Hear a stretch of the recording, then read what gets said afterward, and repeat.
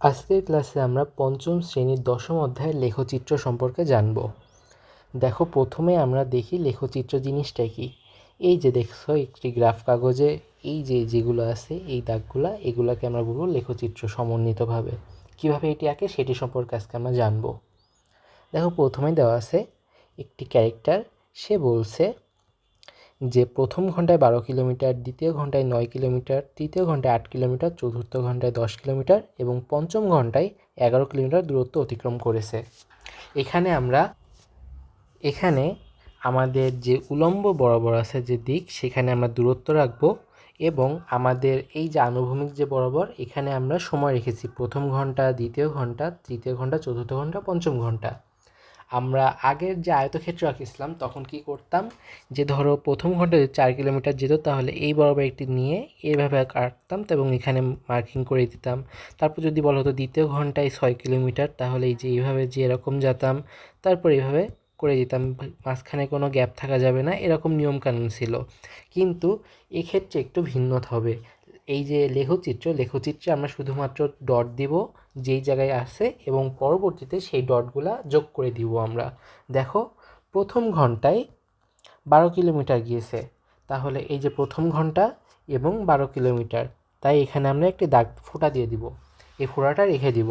তারপর দ্বিতীয় ঘন্টায় 9 কিলোমিটার, তাহলে এই যে দ্বিতীয় ঘন্টা বরাবর যাব এবং এই যে 9 কিলোমিটার এখানে একটি ফোঁটা দিব।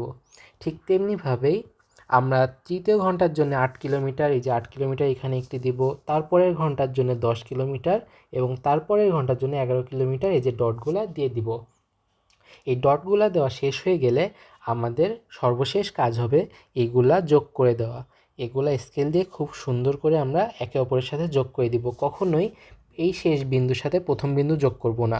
আমরা সবসময় প্রথমের সাথে দ্বিতীয়, দ্বিতীয়ের সাথে তৃতীয়, তৃতীয়ের সাথে চতুর্থ এবং চতুর্থের সাথে পঞ্চম, এভাবে আগেরটার সাথে যোগ করতে করতে থাকবো।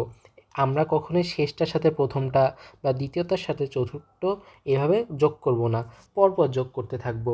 তাহলে আমাদের যে চিত্রটা হয়ে যাবে সেটি আমাদের লেখচিত্র। এই যে দেখো, লেখচিত্র আঁকার নিয়মগুলো কি কি। আনুভূমিক অক্ষ বরাবর দাগ দিয়ে দিনের নাম চিহ্নিত করতে হবে। কেন এখানে দিনের নাম বলছে, কারণ এই যে দেখো, তোমাদের যে HW দিচ্ছি আমি, এই যে এটি তোমাদের জন্য HW থাকবে, এটি ফলো করে তোমরা একটি লেখচিত্র আঁকবে। এই লেখচিত্র আঁকার ক্ষেত্রে তোমরা কি কি ফলো করবে?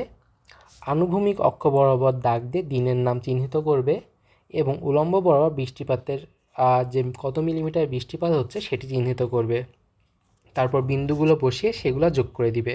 এভাবে একটি খুব সুন্দর লেখচিত্র তোমরা এঁকে ফেলতে পারবে। এটি হচ্ছে তোমাদের লেখচিত্র আঁকার প্রশ্ন। এটি ফলো করে তোমরা খুব সহজে লেখচিত্র এঁকে ফেলতে পারবে। দেখা হচ্ছে পরবর্তী লেকচার, যেখানে আমরা আরও নতুন একটি কনসেপ্ট নিয়ে জানবো।